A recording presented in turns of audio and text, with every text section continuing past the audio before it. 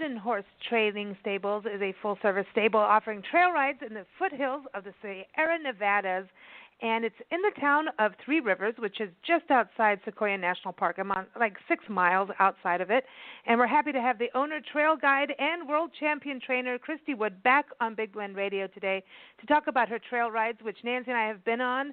It's an amazing experience, and she's also going to tell us about some of the clinics and events happening this spring and summer of 2018.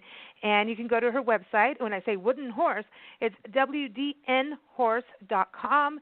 And you'll also find her profile page on nationalparktraveling.com. Just type in Christy or type in Wood on Horse, and you'll find her. So welcome back, Christy. How are you? Well, thank you for asking me to come back. I'm doing great.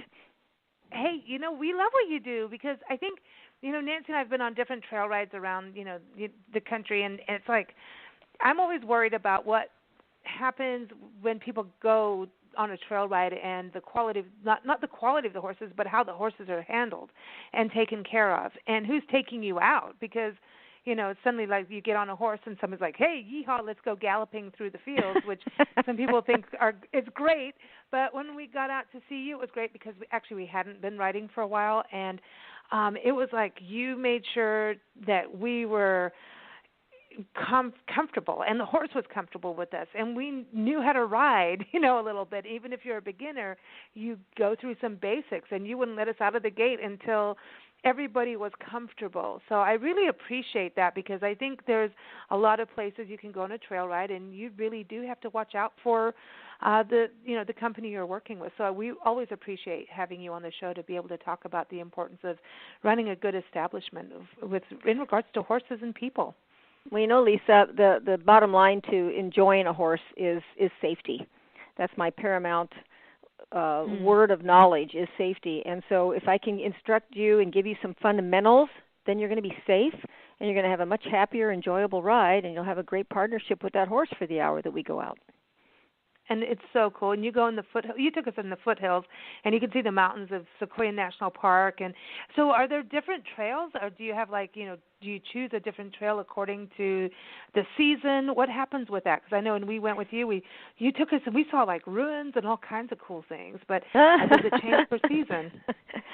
Well, it does a little bit, because we live in a town called Three Rivers, and that's a good name for it, because there are 3 major forks of the Kauai River that flow through this town. Depending on the year, they may flow with increased volume depending on the rain flow and the snow melt. So I do have one trail that crosses the river. I prefer that people have a little more experience in handling a horse across the river. We do have 3 or 4 foothill trails that are very enjoyable. You can see our valley oaks and our mountain oaks with views of the mountains, and just some really picturesque rolling foothills. We see some wildlife, anywhere from fox and bobcats to coyotes, and even deer on the trail from time to time. So seasonal is important. Most of the time we can cross the river and do the foothills, except for the early spring. If the runoff has an increased volume of water, we definitely don't cross the river. Now, what about wild turkeys? I know you get to see them once in a while. Oh, right? Yes, I left off the wild turkeys. I apologize. They'll never forgive me, will they? There are 2 flocks, actually. There's one on either side of the river, and the flocks have anywhere from 10 to 15 hens that we see on a regular basis. That is so cool. And so, if you've never been on a horse, you can go on a trail ride with you. I mean, where's the balance on people's experience with horses and even age? Well, there are a few variables for us. Of course, I work with my insurance company. That's very important to keep people safe. And if you don't have any experience, that's why we spend a little more time in the arena, giving you the fundamentals, so you have a knowledge of what it is like to literally guide a horse. That's what riding really is guiding them. They become a willing partner with you as long as you show some capability of guiding them correctly. They'll carry you down that trail, but they really look to you for the guidance of just how fast they need to travel and in which direction and things like that. So we will take people out that are beginners. We do have a weight limit. We don't want our horses are not capable of carrying anybody over 200 pounds. that isn't a regular rider, and even youth riders, if they're under the age of 12 and they haven't had any riding experience. We have a flat river trail that we can take people on, and then we offer a wonderful introduction to horses for ages 4 up to 12 with some grooming and showing them how we get the horse prepared to ride, plus the instruction in the arena, even some trail obstacles that they can take their horse through. And then again, we have the flat river trail that keeps everybody pretty much just safe, and they can have an enjoyable ride following the river, not crossing it, but without going up and down the foothills. So the more experience you have, the more experienced trail I will take you on. Awesome. And you know, when you think about these trail rides, it's something we all think about when you're on a vacation. It's like, oh, you want to go on the beach with horses if you're in Mexico kind of deal. Or, you know, hey, we're in the Sequoias and the Sierra Nevadas. How cool. Do you ever take people into a park? Is that a no-no with national parks? I don't even know if you can. Like, is that a possibility? You probably could. We prefer not to because it's such a long drive up there. And in order for us, of course, to take people into the park, we have to trailer the horses up. And the shortest route going in from the south entrance through Three Rivers, I can only take up a 2-horse trailer. My big, large 4-horse trailer that cannot take that route, so I would have to go all the way down to Fresno and then back up again. It just isn't feasible for us.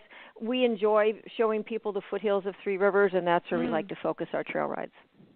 Well, I think this is so important to talk about, too, because, as you know, with what we do with the national parks and gateway communities, we're always trying to get people to understand the parks and the gateway communities and how connected they are, and to balance out their vacation so that, yes, go into the park, but also understand the communities around the parks, because there is a strong historic tie, there's a natural tie, and the people and all these other activities that you can do. I think it's so important to balance out and just get to know people and do these things like go on a horse ride out in the foothills, because understanding the foothills, you know, even going with you, I got this whole different perspective of the park and the, you know, how the land is and the habitats and the landscape and how everything comes together by being in the foothills on horseback. So do you see that if people have been up into the park and then come down and do a horse ride with you, do they get that kind of experience? Like for me, I just thought it was like this different perspective of the land. Well, they certainly enjoy it, and I give them a little history lesson anyway of Three Rivers. It has its own unique background and its history. And matter of fact, the street that I live on, North Fork Drive, was the original park roadway. Actually, it was a stagecoach, I should say. It was a stagecoach trail, was the North Fork Drive. And people could leave Visalia, take 2 weeks to go up into the park, and it took them 2 weeks by stagecoach. So there is some historic value to the street that I live on, and of course Three Rivers has a wonderful museum as well. So when you leave the park, you can find out how people discovered things in the park, and of course the route was through Three Rivers, the gateway community here. And our community does survive on tourism. It's such a small community, and living this close to the park entrance, that's what keeps this town alive. And it's really cool. And go, you know, everybody, I want to say go all seasons, because there's something to do all seasons. Winter, spring, summer, fall. I know a lot of people come out in the summer, but spring and fall are amazing. In winter, I mean, there's just this peacefulness in winter. So I encourage people to not always go in the peak season if you can. I mean, I know everyone's, you know, career and job may change that, and schools and whatever, but you know, if you can go in the fall, I think when we hung out with you, it was in the fall, and I remember because of the fall colors, and you get that different, you know, another perspective, right? So right. So do you do horse rides all year long, or what happens in the winter? I am full-time year-round, and so that's what's wonderful about being in the foothills is I'm not dictated by the severe weather that can be up higher at the higher elevations in the park. There are a few pack stations deep in Sequoia National Park, and they're almost 3 hours to get to. So, and they are strictly seasonal. They don't open until after May 31st and close around September 1st. So we are year-round. So people can enjoy. And I know that. Go ahead. No, that's okay. I was going to say people can enjoy horseback riding with us year-round. I love that, and that's that part of the balance, because I think it's lighter on the park, the footprint, you know, that we put in as the visitors, to try and balance it out a little bit. You know, the other thing too is I know that you are a world champion trainer.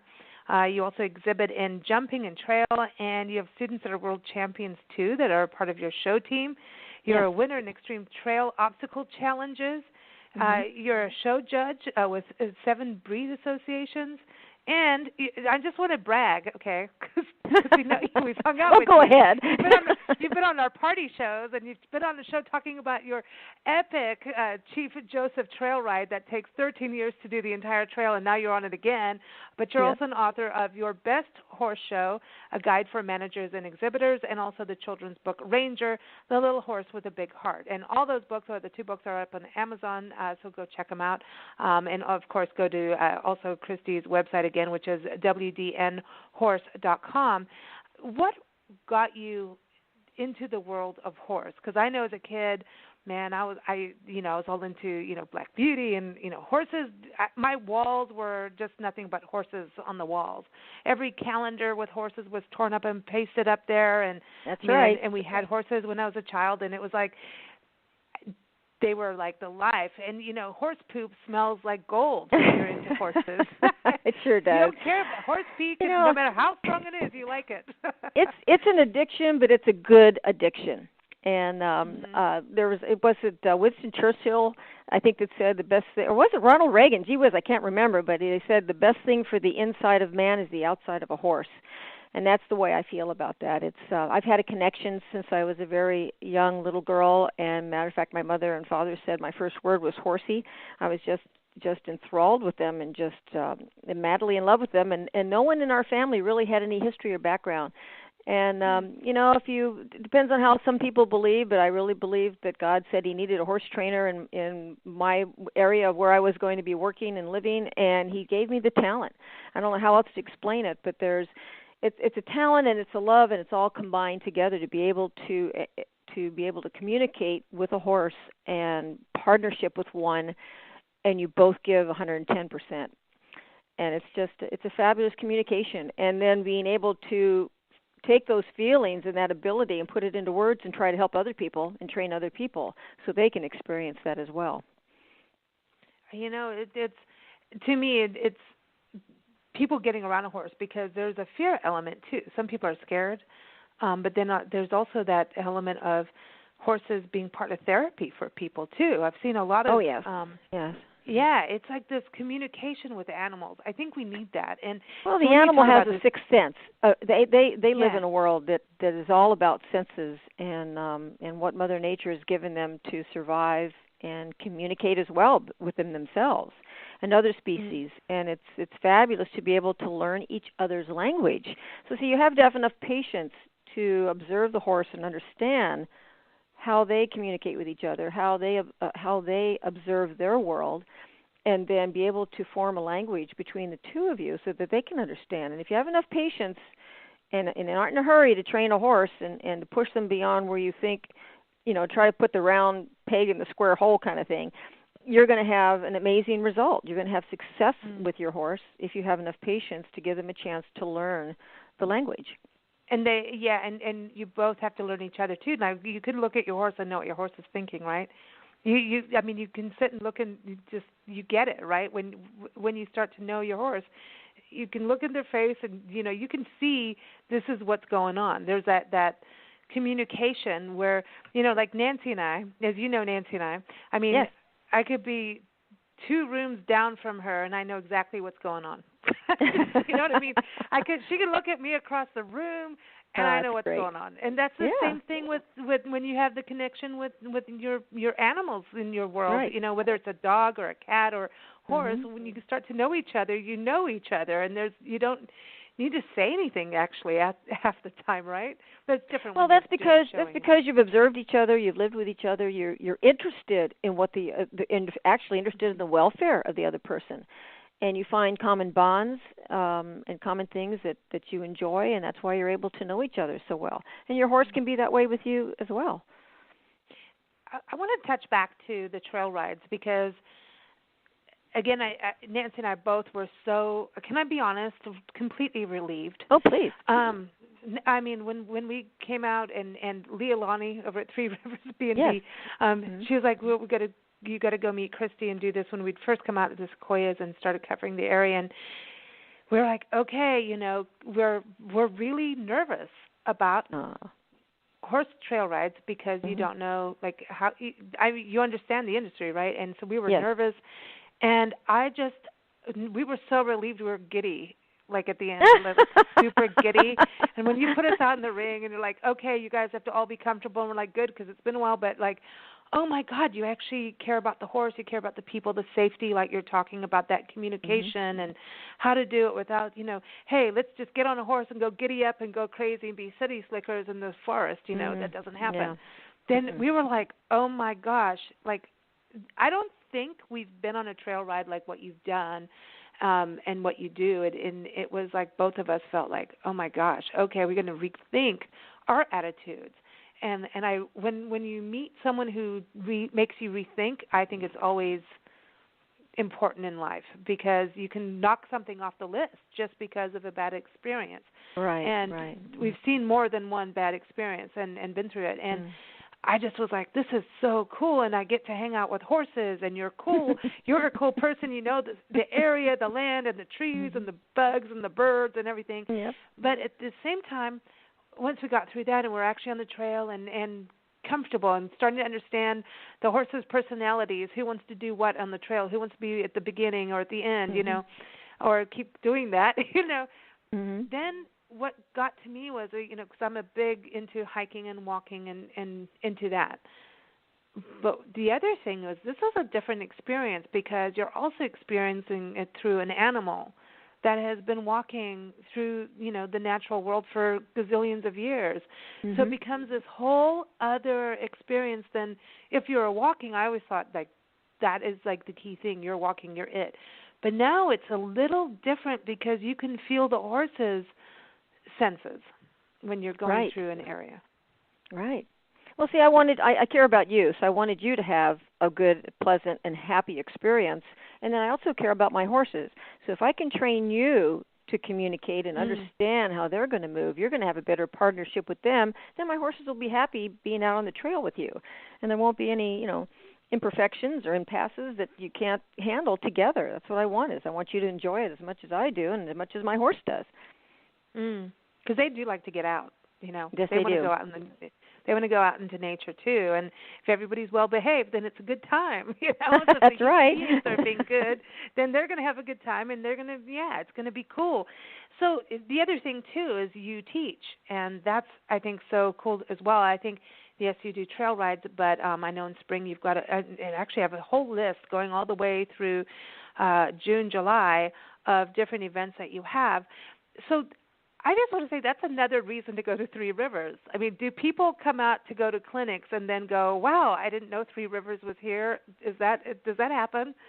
Well, most of the time they come to my clinics because they want to learn, or the horse camps they want to learn, and then when they come here, most of the time, especially with horse camp, with it being 4 days long, people will rent an RV or come up and find an Airbnb and stay for 4 days. Really enjoy Three Rivers, enjoy the park, and all the things that we have to offer. Plus the horse camp and the clinic. So it's kind of a win-win situation for everybody. What a cool way for a family to come out and do things. I actually saw a Facebook post.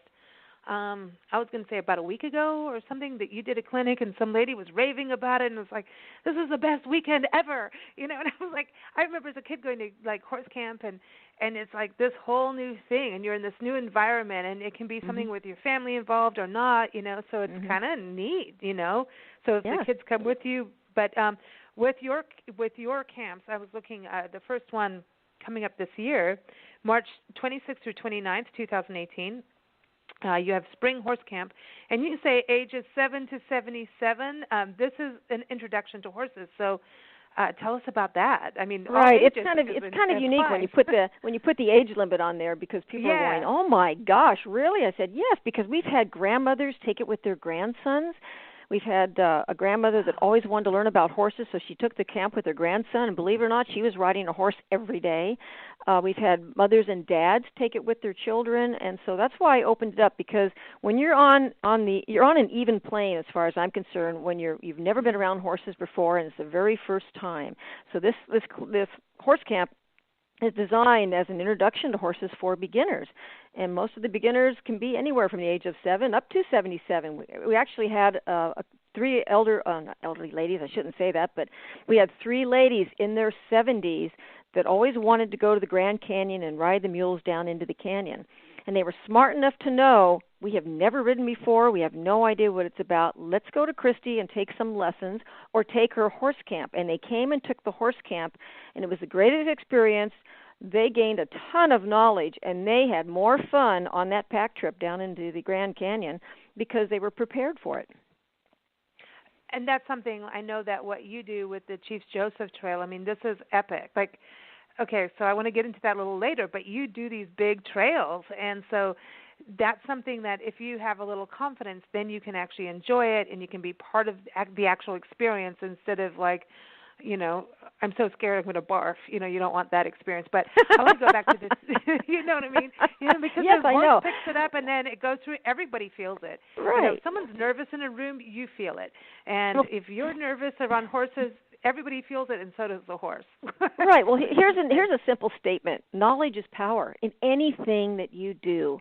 You know, so I've never snow skied before, so I don't want to head up to the top of a mountain and someone gives me all the equipment. They say, "All right, we'll see you down at the bottom," and I'm going, "That's my barf situation right there." I don't want to go skiing if I don't know how to do it. I want to take instruction, and I'm that kind of person that likes to know ahead of time what to expect and how I can kind of channel different things that are going to happen and what happens if this happens, and I want to be prepared. I've just always been a person that's been prepared. When you go to show horses and compete, we just don't walk out in the show arena and try to show a horse. You prepare months, years in advance. It's kind of like a sub-Olympics in a sense when you go to compete and show horses. We want to be prepared because obviously we want to win. So you want to be on the top of your game. You need more knowledge. So you seek out somebody that can train you for that. The same thing with these horse camps that I do or the riding lessons I do every week or the ladies group that I have that meets once a month and the trail rides. I mean, we need to get our horses prepared for the extreme trail rides that I do, like the Chief Joseph Trail Ride. And I know that you also, okay, so let me just back up here, everyone. So there's a summer horse camp, and that's June 25th through 28th, 2018, and then the spring horse camp, March 26th through 29th, both 2018. Since we're a podcast, always make sure the year is out there so people don't show up in 2020 going, wait, the date's Well, we'll wrong. still be doing it in 2020. That's okay, but the dates might change a little. I know. I know. You're never going to stop. You're like the ever. No, I never am. Bunny, but on a horse. So those are the 2 clinics coming up. And those are horse camps. Let's use those are horse camps. Yeah, there's one clinic that I do once a year. That's in April, and that's a trail challenge clinic. And what that is that's a lot of fun. That's for people to come pretty much with their own horse, so that they can become a little more skillful in working their horse over unusual obstacles. Sometimes you say extreme, but these are going to be unusual because there's a lot of different trail competitions that people can go do nowadays and have a lot of fun without being on the A circuit, which means the highest ranking horse show circuit. These are a little bit below that, and just for people to go have fun. You don't need any special equipment or attire. You just work your horse over different obstacles. So what it is, it's a challenge to them, to the riders, to learn how to be a better partner with their horse and going through this different course of obstacles that I set up. I have 3 arenas going at one time, and it's just a lot of fun. You can come and audit that clinic without being on a horse. You can come and observe, ask questions, and of course your lunch is included and everything else that we do in our clinics. We have raffles and we have a wonderful silent auction. I heard the food is good. That's the other thing I saw on that Facebook post, that the food is good.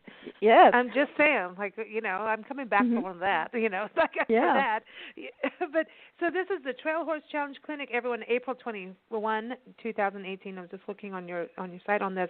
The other thing too, the Trail Horse Challenge, you know about being on the trail and anything can happen. And I want to touch on this, and then we've got a couple of events that you're doing that I think are amazing for the Wounded Warrior Project we'll touch on. But the Chief Joseph Trail Ride, you were on our show.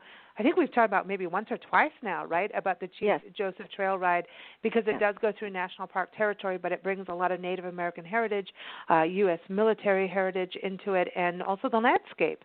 And so this trail that you do takes 13 years, and you do one piece every year, so it's like a progressive trail.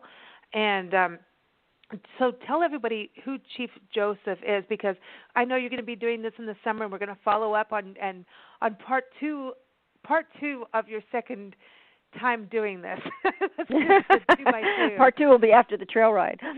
Yeah. Here for the summer. Yeah. Well, Chief Joseph was a peaceful chief. He was actually a chief of the Nez Perce Indian tribe that was based out of Wallowa, Oregon, and of course, back in 1877, they discovered gold out west, and more white settlers were coming out wanting to settle the American West, and unfortunately, they kind of infringed on a lot of Indian territory. And as we all know, our history of the cavalry and the military trying to take the land from the Indians, basically, and putting them on a smaller piece of, like a reservation, and changing their ways. So Chief Joseph actually decided that he'd rather live in freedom than live under white man's rule, and he took 900 people and 2,000 of his Appaloosa horses. And by the way, they were the tribe, the Nez Perce Indians were the tribe that developed the Appaloosa breed. And when I say developed, they actually were the first Indian tribe to geld inferior stallions, because they knew good conformation and good-minded horses, and that's what they wanted to enhance with their selective breeding. But anyhow, they eluded the cavalry for 1,300 miles.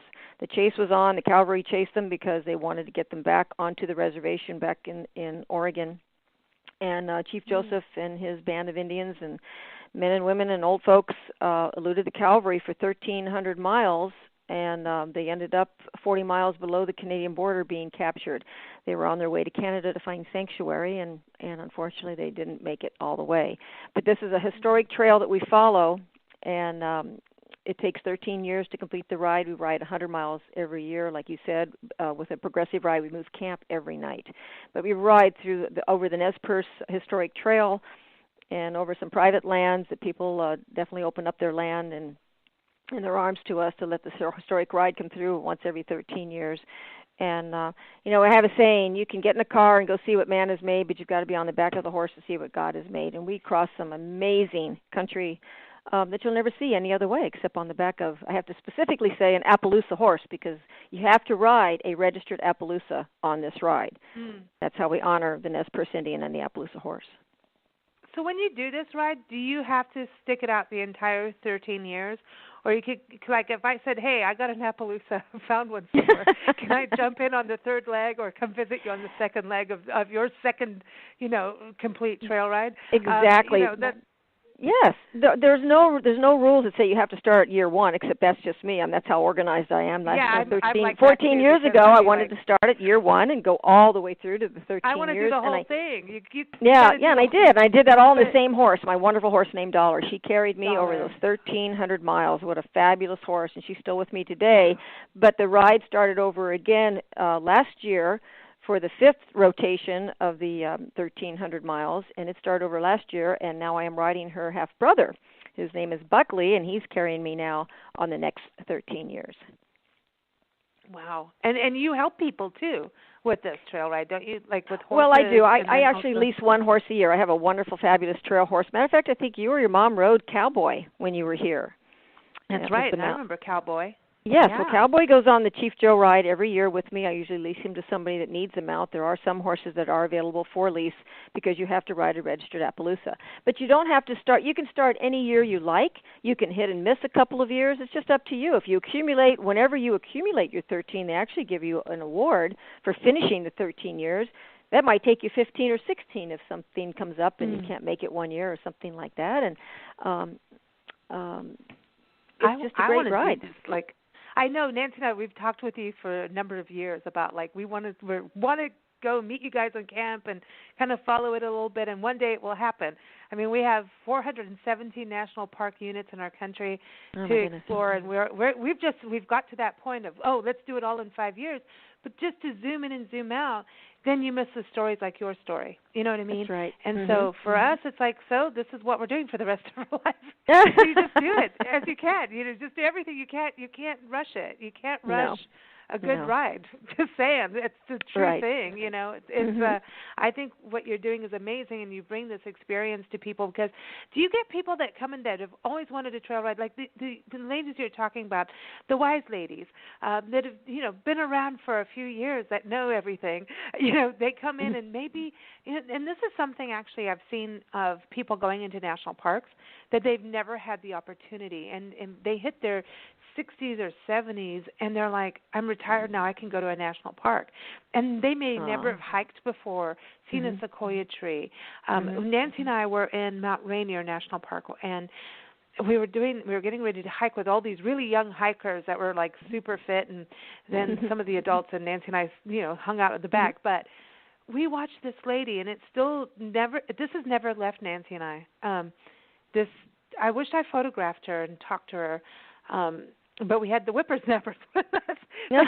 This lady was, I'm going to say in her 90s, but looked with it, and she had walking sticks and was taking, obviously a big deal for her, and it was the wildflower season was incredible, and she had a grandson or son with her, and she had to do literally one step at a time. So she had obviously come out of a walking thing or a wheelchair, and her face of joy, of complete awe of the nature, the wildflowers, and seeing the views.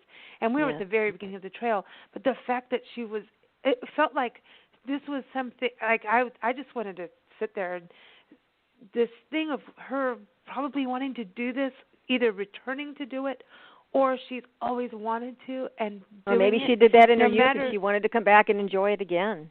Exactly. There was that one step at a time, and each step took something. I thought, God, that's actually a really important lesson for us all, right? Well, and people get driven. Yes. Yeah. They get driven for this. This becomes a part of you. This ride. There's so much about this ride. There's the history. There's the history of the breed. There's the history of the people. And once you get on this ride, in modern day people, basically everybody that's on this ride, every year I look forward to seeing them. It's like my own tribe. It's my own family reunion. I love these people, and I love riding my horse through over this terrain again. And even seeing it now for a second time, I'm picking up different things I didn't see the first time. I'm driven to be there every year. It just draws me there. I love the history. I love the Native Americans. We actually have Nez Perce and Sioux Indians that ride with us, and to have them share their culture with us and to share their heritage. This is their history as well. This is a very poignant. Yeah, this is a very poignant ride because it's very emotional. It's a healing ride for them because they lost their ancestors on this ride as well. So we share in that pain with them, and then they're rejoicing that people still care enough to want to relive this and do this ride continually. I love this. And the other part, real quick, where's your next part of the trail so everyone knows? And we're going to have you back on the show this year. We're going to continue this story. We can't let this story drop. All right. Sounds good to me. You've got it under our skin now, Good. I hope so. Well, we're going to talk a little more about that in detail, Lisa, about getting you on the ride. There's a way we'll get you there and get you through it and have you experience it. But the ride starts in Tolo Lake, Idaho this year. It's the second leg. So it's and Tolo Lake is about, I'm going to say, 5 miles south of Grangeville, Idaho. And this particular leg, if anybody goes and looks at the Nez Perce Trail and follows that, they'll see a loop very shortly after the start of the trail. And that's what this is. This is a loop that they did to try to confuse the cavalry. They actually, the Indians were smart enough to know how they called it milling their horses. They would send their 2,000 horses off in one direction and then send the people another direction. So the cavalry would follow the horses and not necessarily the people. And so they did this loop this year, the year that's coming up this year, to confuse the cavalry, and it worked. It bought them more time. So they were very good strategists, actually. And so now that's what's happening, and we'll catch up with you after your trip this summer. But at the same time, you never know if we can fit another road trip in and come see you for that first night and something. But so we'll keep up with this year, everyone. So stay tuned for that in summer. Like you'll probably hear it from August or September. We'll follow up on this because I know this is July when you go out. But I wanted to say, going back to the lady that we saw in Mount Rainier and the people that go back on this trail ride, when you see someone come in to see you in Three Rivers to go on a trail ride, do you see a lot of people that have always wanted to be on a horse, that are scared, number one, but have always wanted to, and now they're at that stage of their life, no matter what age they are, like maybe in the 60s or 70s, that says, that's it, I'm doing it. I'm finally going to do this no matter how, because there's a fear element. It's the unknown, you know? Well, sure there is. I think over 50% of the people that come and do a trail ride with me have never been on a horse before. There's a romance, I think, that draws people to horses. I think Hollywood has a lot to do with it. They make it look very easy when they see a Western and people are riding, and everybody just wants to give that a try. And so a lot of people don't understand really what's involved. It's one thing to sit on a horse, but you're also now sitting on but you're sitting on a moving object. You get there, you're like, you're not getting on there and going yeehaw. There's none of that. Well, no, and so yes, and you have to have a calmness about you. That's why we give you the instruction to create that calmness, because the knowledge needs to be there so that you can guide that horse down the trail. This is not just like sitting out in front of Kmart on the little horse that you put a quarter in and he gallops in place for 20 minutes. I mean, we're really dealing with up and down hills, crossing water, a horse that has choices to make. And these horses are very well trained, and their choice is to listen to the person sitting in the saddle. So we need to give you enough knowledge and fundamentals to get you into that position so that you can guide that horse. And then you really won't have any fear. You'll understand how it all works, and you'll have a pleasant ride. Right on. And you will. I mean, it's beautiful. And just having that connection and understanding, and that you got to smell the horse, man. Oh, yes. Oh, yes. I love that. So everyone, again, okay, so the horse camps, March 26th through 29th, and then June 25th through 28th, and then the Trail Horse Challenge Clinic is April 21st. But you also have these fundraisers that you are doing for the Wounded Warrior Project, which hats off to you, because, you know, this is such an incredible program. And we need to do everything we can for our folks coming back home who have served. You bet. Yeah, the first one is April 12th through 15th. You have a fundraiser, but it's a yard sale. So, tell us about that. Yes, we have one of the largest yard sales probably in Tulare County, and we've had it for that same weekend. It's always the second weekend of April. There's a big jazz affair that goes on in Three Rivers. It's a Dixieland jazz awesome. Kind of a concert. And so we try to connect everything together, but we do this huge yard sale. We get amazing donations from people that are closing down antique stores, and they know what we're doing, so they donate all of their really wonderful items to us. And the reason we did this is basically started in 2014. I wanted to thank our military men that are coming back, men and women that are coming back, and that have given their life or a limb for our safety. And the young people that ride with me, that take riding lessons, I really wanted to instill in the young people how much they needed to be thankful that they have the freedom to come here and ride a horse every day. And the young people today don't really understand that. And I said, we're going to pick a charity, and this is what our goal is going to be. And so what our goal has been is to raise $15,000 for an all-terrain wheelchair and give that to a veteran and change his life, and then stay involved with his life the rest of his life. Thank him. So we're trying to raise $15,000. I've started this since 2014. As of now, I have $6,500 raised, and we've done this just from yard sales. We do a car wash in July, and then actually during the Trail Challenge clinic that I have, I do a silent auction at the end of that clinic, and all that money goes to Wounded Warriors.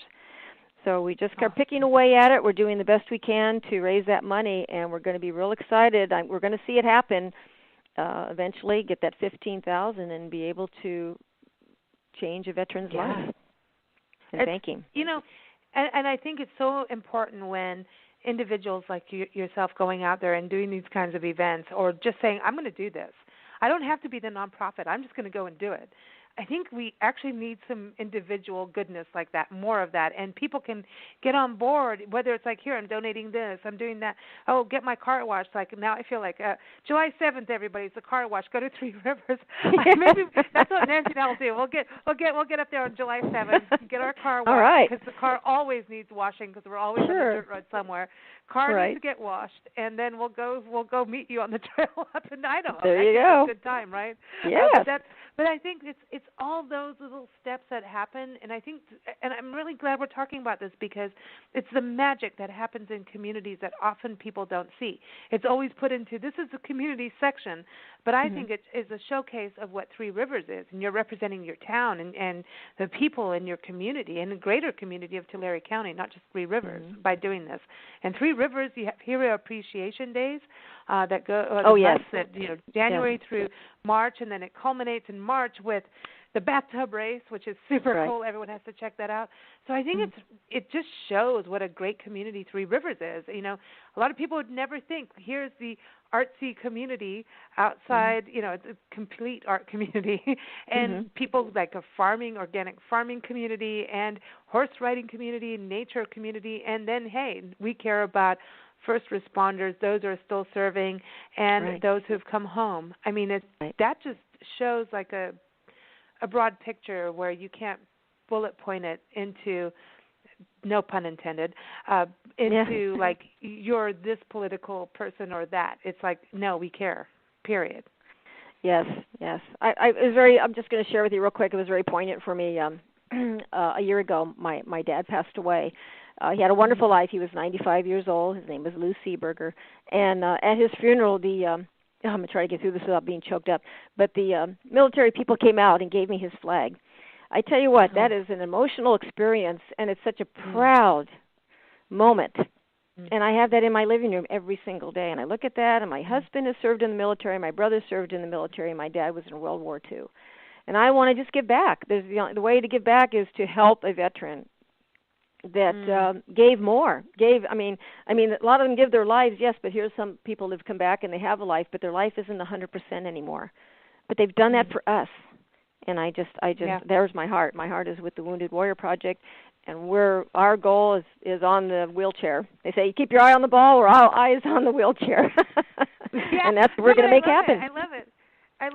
And you know what I think is so big picture about you is that you're looking at the Wounded Warrior Project, and then you look at what the U.S. Cavalry did to Chief Joseph and his tribe, and it's like you're open about what, it's like you look at history and today, and it's like, hey, this is what happened in the past, this is what's happening now, and at the same time, I salute you for getting people outside and touching the dirt, because number one, you're never going to get on a horse and think that you're going to be all Prada style. Get over it. And I think I'm just saying, get over it. You can, I suppose, but you got to do some laundry. But to me, there's this thing that happens where, like I talk about the smell of horse, and it's like people get addicted to the new car smell. Who cares about that? The smell of horse is far better. And we need to have those natural smells more in the world. And I think that people need to have that. We've become these little boxed-in creatures with attachments, and our thumbs are just working that instead. Oh, that's right. They're attachments to all those little devices, and people aren't going outside and seeing the real world. They're looking at a screen most of the time, and they don't interact with people. And they certainly, unfortunately, the electronic age has brought us to a point of where people want instant gratification, and so a lot of people aren't willing to work and invest the time that it takes to be a good equestrian and have a partnership with a horse. It's all instant gratification, and so I it love doesn't that, happen. The partnership. I love that you say the partnership. And you're getting outside, you're touching the dirt, and once you start experiencing dirt and outdoors and that vulnerability, and you have to conquer the vulnerability through the partnership with the horse, then you're actually going to understand even more about those who have served and have to go into these different situations all the time. You know what I mean? It's like, I think that you've come full circle in what you're doing. It's amazing. And you've got a challenge on for people. So I'd love that. I always love a good challenge. So right on to you, Christy. Well, thank you so much. Number one, how you're running your operation of horses and people connecting, having a partnership, understanding each other, safety first. Love that. And also just giving people an opportunity to see the Sequoias in a different way. What you're doing with the Chief Joseph Trail Ride. We can't wait to follow up with you after your next trip, your second leg of the second entire 13-year journey that you're doing. Yes, for me, second year, the 15th time, or excuse me, the fifth time for the ride itself. It's going into its 54th year, I think, of existing. Wow. Yeah. Wow. Well, we're going to do some stuff. I know, we're gonna look and create some special shows on it too, because I think we want to talk to the Park Service and also the Appaloosa Horse Club that is all part of this, and the museum that you were telling me about earlier. So we're going to do some special segments on that, everybody. Good. This year, 2018 through 19, and however we can do it, we're going to do it because Christy challenged me. That's that. No, we care about it. But thank you Lisa. Again. I know, right? Everybody, yes. WDNHorse.com, of course, stands for Wooden Horse, so check that out, WDNHorse.com. Also, we have all the events. We're going to be listing them on nationalparktraveling.com. You can see that. Just type in Christy and Horse, and you'll find her. And also, again, it's right outside Sequoia and Kings Canyon National Park, so when you're traveling out there, go for a trail ride. It will change your life. It's awesome. So thank you so much, Christy. Thank you, Lisa. I love chatting with you, and God bless you, and we'll talk again. Back at you, lady. You take care and go pet a horse for me. I'll go kiss one. How about that? Oh, I love it. Thank you so much. Thank you, Lisa. Take care. Bye-bye.